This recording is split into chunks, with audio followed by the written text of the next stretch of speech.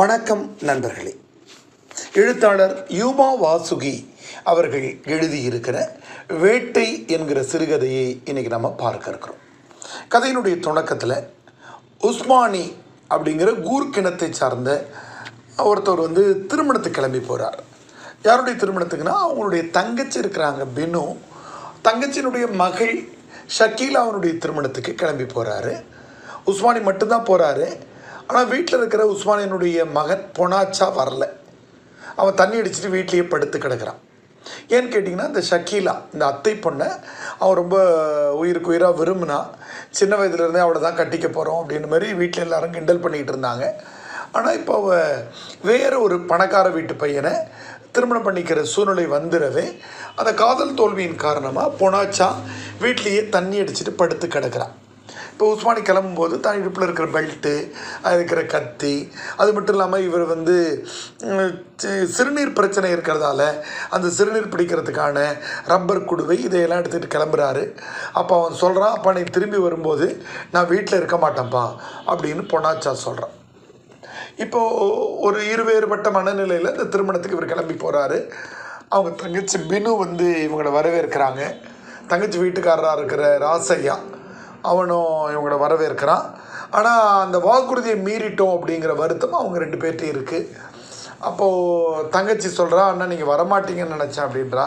இல்லைம்மா நான் வராமல் எப்படிம்மா அப்படின்னு சொல்கிறாங்க. இப்போ ஒரு நினைவுகளில் அசை போட்டு பார்க்குறாரு. கூர்க்கிணத்தை சேர்ந்தவன் இப்போ யாருமே இல்லை. அப்போ கல்யாணம் கருமாதின்னு வரும்போது தான் கூர்க்கிணத்தினுடைய சடங்குகளை செய்கிறானுங்க. ஒருத்தனுக்கு ஒருத்தனுக்கு சண்டை வந்தால் தான் அந்த வீரம் வேட்டையாடுற புத்தியே வருது. மற்ற நேரத்திலலாம் இவனுக்கு கூர்க்கிணத்தை சேர்ந்தவன் தானே தெரியல அப்படின்னு உஸ்மானி அசை போடுகிறார். இந்த கதை நான் லீனியர் முறையில் எழுதப்பட்டிருக்குது. அதாவது ஒரு பேராக ஒரு பத்தி அல்லது ஒரு காட்சி திருமண வீட்டில் நடக்கிற மாதிரியும், அடுத்த பற்றி அடுத்த காட்சி முன்னாடி ஃப்ளாஷ்பேக்கில் பொனாச்சா ஷக்கீலாவை விரும்பினது, காதல் தோல்வி அடைஞ்சது, தண்ணி அடிக்க ஆரம்பித்தது, அதை பற்றியும் மாற்றி மாற்றி எழுதப்பட்டிருக்கிறது. இப்போ இந்த கல்யாண வீட்டில் கூர்க் இனத்தினுடைய சடங்கு சம்பிரதாயப்படி திருமணம் நடக்கிறது. எல்லாருக்கும் மது கொடுக்குறாங்க. உஸ்மானியும் மது குடிக்க தயாராகிட்டார். கழிவறைக்கு போயிட்டு அந்த ரப்பர் குடுவையை தன்னுடைய கால்களுக்கு நடுவில் பொருத்திக்கிட்டு சிறுநீர் போகிறதுக்கான ஏற்பாடை பண்ணிவிட்டு இங்கே உட்காந்துட்டு தேவையான அளவுக்கு மது அருந்துறாரு. இங்கே ஒரே கேலியும் கிண்டலுமா திருமண வீடு போயிட்டுருக்கு. அப்போ மாப்பிள்ளையினுடைய தம்பி அதிகம் தண்ணியை போட்டு மணமகள்கிட்ட ஷக்கீலா கிட்ட நீங்கள் எங்கள் வீட்டுக்கு வந்துடாதீங்க, எங்கள் வீட்டுக்கு வந்தாக்கா என்னை எங்கள் அண்ணனையும் பிரிச்சிருவீங்க அப்படின்னு அவர் கிண்டல் பண்ணி தடுக்கிற மாதிரியும், சுற்றி இருக்கிற பெண்கள் அவருக்கு அதிக மது ஊற்றி கொடுத்து இந்த பெண்ணை வேடிக்கையாக கேலியாக தடுத்து நிறுத்துகிறாங்க. அப்புறம் ஒரு அரை அடியாக இது முன்னேறி வர்றார். இதெல்லாம் கூர்க்கிணத்தில் இருக்கக்கூடிய சம்பிரதாய செய்திகள்.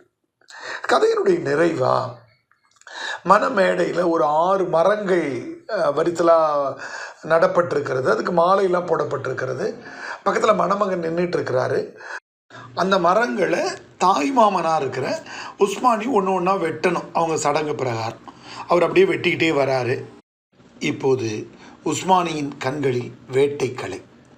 இறுதி முறையாக வீசப்பட்டவாள் மின்னல் தெரிப்பாய் மணமகனின் அடிவயிற்றில் ஆழப் பதிந்தது. நன்றி, வணக்கம்.